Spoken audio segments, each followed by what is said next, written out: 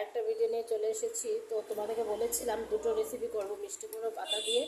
এই দেখো মিষ্টি কুমড়ো পাতাগুলোকে আমি এভাবে কেটেছি, এখানে কাঁচা লঙ্কা দিয়েছি, একটুখানি জিরে গুঁড়ো, একটুখানি মৌরি গুঁড়ো, একটু ধনে গুঁড়ো দিয়েছি। এবার এটা আমি মিক্সিতে পেস্ট করে নেব।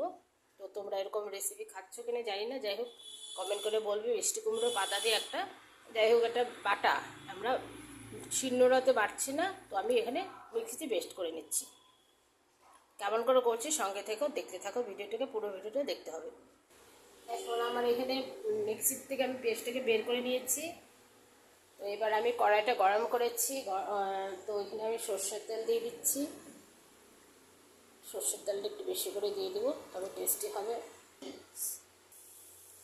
এই যে কালো জিরাটা আছে, কালো জিরাটা আমি ফোড়নে বেশি করে দিয়ে দিলাম। এবার কালো জিরাটাকে একটু ভাজা ভাজা করে নিচ্ছি, কড়াইটাকে একটু গরম করে নিয়ে নিলাম। এবার এই পেস্টগুলো আমি এর মধ্যে ঢেলে দিলাম।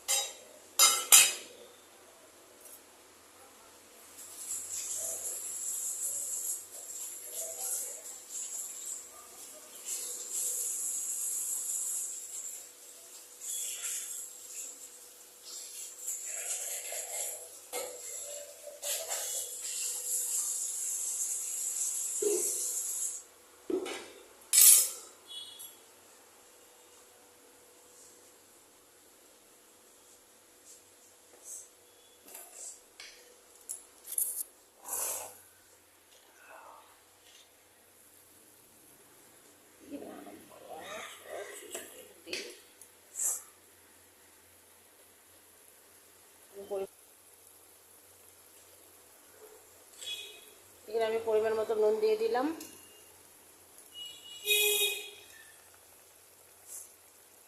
তোমরা চাইলে এর মধ্যে রসুনও দিতে পারো।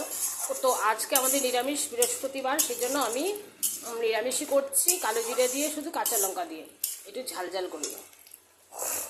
এখানে আমি দুটো কাঁচা লঙ্কা রেখেছি, সেটা দিয়ে দেবো এর মধ্যে। চাইলে যাদের একটু ঝাল বেশি লাগে তারা একটু নিয়ে খেতে পারবে। এটা তোমরা ভাবছো ফ্রেন্ডস এটা কি বানাচ্ছে, তো যাই হোক এটা হচ্ছে কত টেস্টি খাবার, তোমরা গরম ভাতের সাথে খেলে বুঝতে পারবে। একটু সর্ষের তেল দিয়ে খুবই টেস্টি খাবার। মাঝে মাঝে এরকম খাবারও খেতে হয়, কারণ আমি অত নিরামিষটাই বেশি ভালোবাসি, মাছ মাংসটা একটু কমই খাই। তো যাই হোক ঘরে এরকম নতুন নতুন রেসিপি করে করে আমি বানাই। তোমরা এরকম চাইলে বানাতে পারবে আমার রেসিপিগুলো দেখে দেখে। সবসময় মাছ মাংস খাওয়া তো সম্ভব না, আর ভালো লাগে না। এবার আমার এখানে রেসিপিটা কমপ্লিট হয়ে গেছে মিষ্টি কুমড়োর পাতা দিয়ে। এখানে আমি সর্ষের তেল দিয়ে দিচ্ছি কিছুটা, একটা সর্ষের তেল দিয়ে দিল। এই সর্ষের তেলটা দিয়ে গরম গরম ভাতের সাথে পরিবেশন করে খান, খুব টেস্টি লাগে। তো রেসিপিটা কেমন লাগলো একটা লাইক শেয়ার অবশ্য কমেন্ট করে বলবে কেমন হয়েছে। পরে ভিডিওতে দেখা করছি। Bye bye.